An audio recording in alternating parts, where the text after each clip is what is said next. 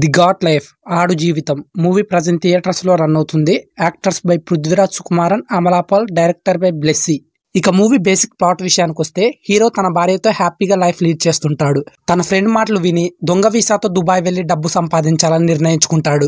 ఇక ఈ మధ్యలో జరిగిన కొన్ని నాటకీయ పరిణామాల వల్ల హీరోని బలవంతంగా గొర్రెలు కాయమని ఒక ఎడారిలో తీసుకెళ్లి పడేస్తారు. ఆ ఎడారి నుండి తప్పించుకోవడానికి హీరో ఎన్ని కష్టాలు పడ్డాడు, తిరిగి తన కుటుంబం దగ్గరికి చేరుకోవడానికి ఎన్ని అవరోధాలు దాటాడు, ఈ మధ్య కాలంలో హీరో ఎలా మారిపోయాడు, అతని రూపం ఎలా అయిపోయింది అనేది మిగతా స్టోరీ లైన్ అన్నమాట.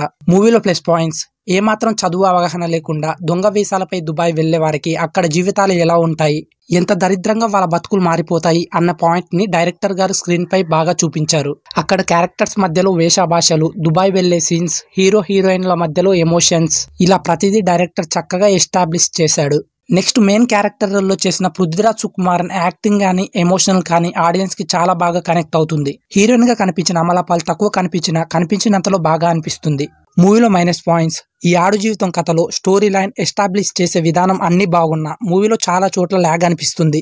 పైగా సినిమాలో మెయిన్ ఎమోషనల్ సీన్స్ ని కూడా బెటర్ గా ఎస్టాబ్లిష్ చేస్తుంటే ఇంకా బెటర్ గా ఉండేది అనిపిస్తుంది. ఓవరాల్ గా కొన్ని పర్టికులర్ సీన్స్ బాగానే ఉన్నా ఆ సీన్స్ అయిపోయిన తర్వాత ఈ టార్చర్ ఏంట్రా బాబు మనకి అనిపిస్తుంది. మొత్తానికి slow narration and boring scenes తో ఈ మూవీ మొత్తం ఉంటుంది.